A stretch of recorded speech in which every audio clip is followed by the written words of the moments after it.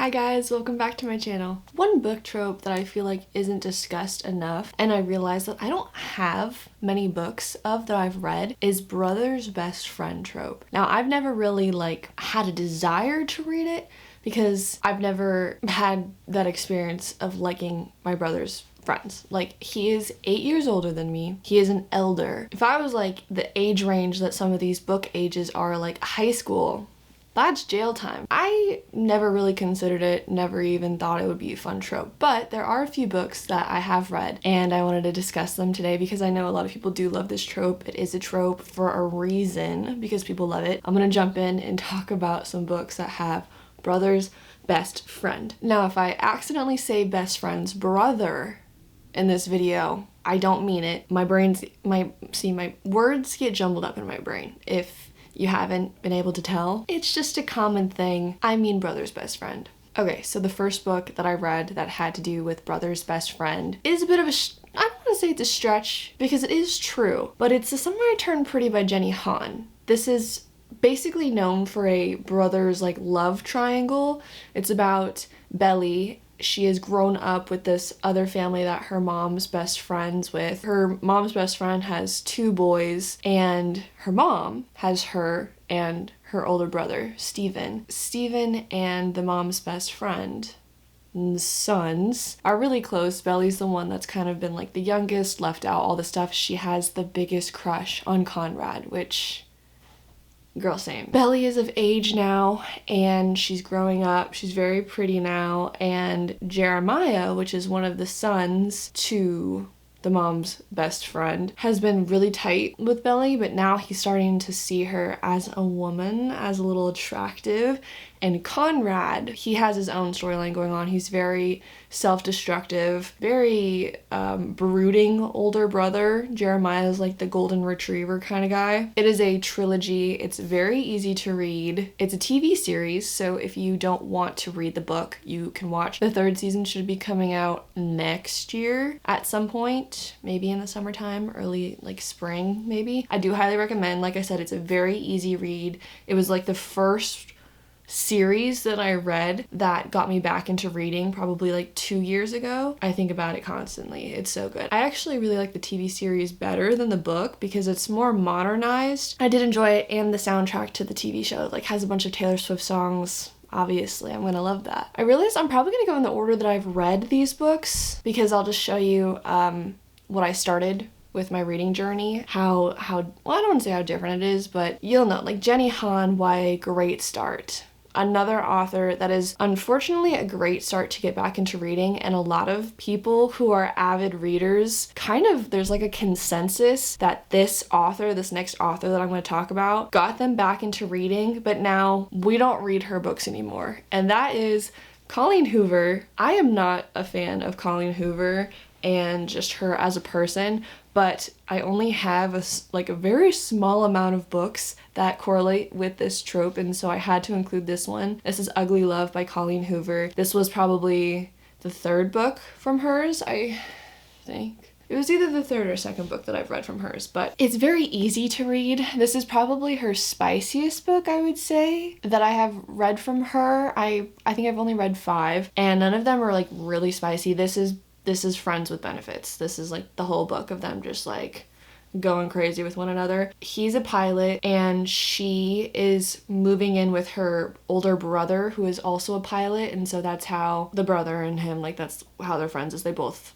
fly planes. And he is going through it. This man is in a deep depression, does not wanting a relationship. You figure out eventually why he's the way that he is, but she has this I can fix him attitude, and that was the only thing that was really annoying because he was very upfront I do not want a relationship, I just want friends with benefits, and she was but I can change him, and getting mad at him for not wanting more, but it he very much communicated that he did not want something more. But it's fine. It's happily ever after. This is definitely a brother's best friend book. And it's not bad. It's not bad. If you are starting your reading journey and you don't know exactly where to begin and what authors to start reading, Colleen Hoover is a good one.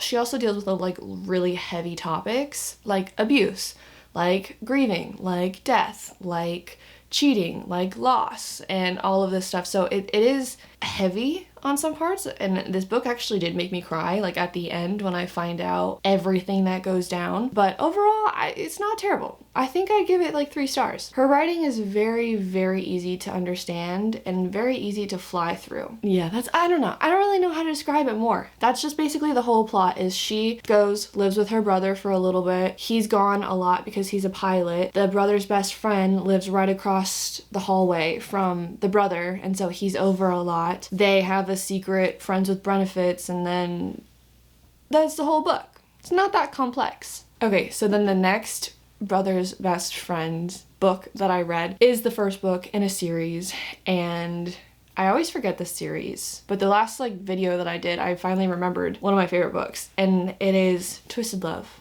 by Anna Huang. She starts off the series with a little brother's best friend's action going on. This is the foundation of the friend group. Everyone except one person I think is introduced in this book, or everyone is introduced in this book. I don't know if Christian is introduced. This is the foundation. This is okay. I think it's the least favorite of mine, but I feel like that is the way with a lot of books, where you have to start off with the foundation and then the second book or the third book or the wrap-up book or whatever the series follows. I feel like for some reason it's always better than the first, but there are people that love this one the most, and this follows Ava and Alex. Ava is the younger sister to Josh, who is best friends with Alex. They went to college together. Josh is gone for some reason, asks Alex to watch, keep an eye on Ava, and Alex, keeps that promise. He's very protective over Ava. It's also a forced proximity. They just kind of get to know one another. Alex is psychopathic, honestly. There's no emotion. He's very robotic, very strategic, follows a plan, follows a schedule, follows an outline, rinse and repeat. But he is the man to go to if you need anything. He is the problem solver in this series. Everyone goes to him, and there's a reason for that. He's very intelligent, super smart, very rich also, and Ava is just a sweet girl. Loves photography. It's not bad. There is spice in it. Very important call happening in this book, and if you've read this book, you know exactly what I'm talking about, and that's all I'm gonna say. The next book that I'm going to talk about is Done and Dusted by Lila Sage. This was the first cowboy romance that I had ever read. It was the beginning of this year, and technically I didn't read it. I listened to it on Spotify, and I was obsessed. This is such a easy listen and easy read. It's very short, and the storyline is really cute. It's obviously brother's best friend, but it follows Emmy. She comes back into her hometown. She's trying to figure her life out. Something happened, and she just wants to be home with family. And then you have Luke. He is the bar owner in this small town, and he sees Emmy, and he's like, wow, she's all grown up. She's beautiful, but I obviously can't be with her because of my best friend is her brother. Lines are crossed. It's blurry, but they hang out. It's cute. It's romantic. Like I said, cowboys. If you want a beginner intro cowboy romance, I highly recommend this series. And then the last physical book that I'm going to talk about is Wild Love by Elsie Silver. This is a also great cowboy romance. She is just a great cowboy romance author. She really knows how to write a cowboy. This follows Ford and Rosie. Rosie, again, something happened in her life, and so she needs to come back home. And when she's home, she sees Ford. They grew up together, obviously knowing each other because of brother's best friend. And Ford has always loved Rosie. Never could stop thinking about her. They had this cute banter with one another. And when she moves back home, he's like, oh my God, this is not good because I am still obsessed with her. She needs a job, and so Ford ends up hiring her because he's this billionaire, hot producer in the music industry and wants to build a studio in the hometown for artists to be more secluded, kind of away from paparazzis, more private and intimate setting. And so he's like, I need an assistant. So she ends up working for him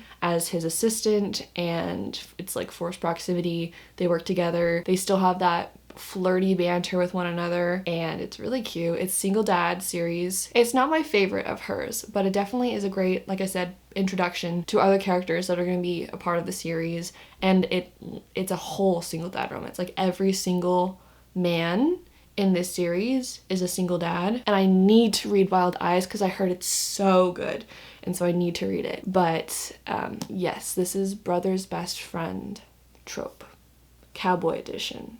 The last one I want to talk about is one that I just read, and that is Hideaway by Penelope Douglas. I am obsessed with the Devil's Night series. Now, you know, flash to me talking about series that I needed to read in the fall and talking about how terrified and scared I was to read the Devil's Night series. My life has changed. I cannot believe I put off reading this series. And granted, I just found out about it last year after Halloween and didn't know what the heck everyone was talking about. So like, I need to give myself some grace because I wanted to read it during Halloween time, obviously, because Devil's Night is October 30th. The night before Halloween. It's just so good. Like, it's dark. It is a dark romance. But it follows these 4 best friends that all went to high school together and was on the basketball team. Basically, like, men that peaked in high school. That is, like, their whole storyline. You have Michael Christ. He is the, like, leader of the group, and he is a pro basketball player now. You have Kai Mori. He's the more, like, intelligent, strategic, quiet guy in the group. And then you also have Damon Torrance, who is psychotic, traumatized past, super dark, mysterious, has severe problems with his life. And then you have Will, who's like golden retriever, always makes you laugh, probably the dumbest of the group, but he's pretty and funny, so it doesn't matter. But it follows those 4 friends and then like their love interests that they had when they were in high school. And it's so cute because they do flashbacks and then they do present tense and then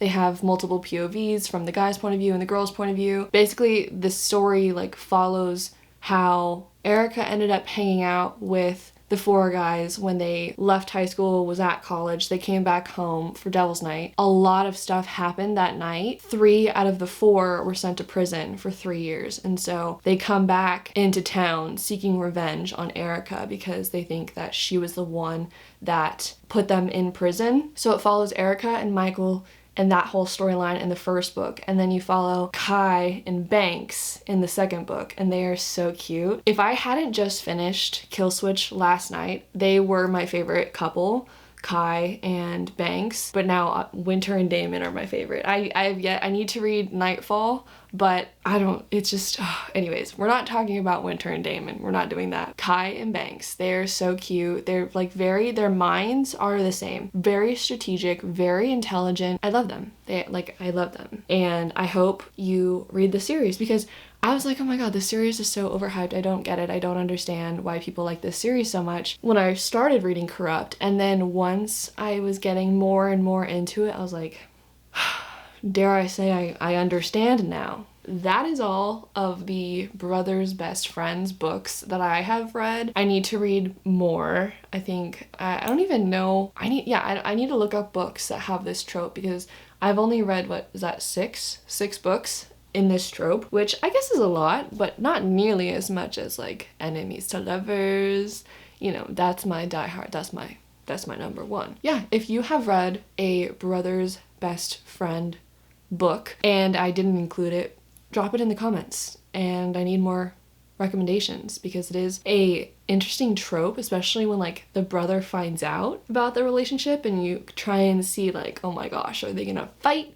What's gonna happen? Is he gonna be a responsible like individual saying like, oh yeah, my sister is her own independent person, sure, go ahead and date? Or like I said, are they gonna throw hands at their best friend? Who knows? You never know. If you like this video, please like and subscribe for more videos to come. If you want to follow me on any other social media platforms, I'll have them linked down below. And I hope to be seeing you in the next video.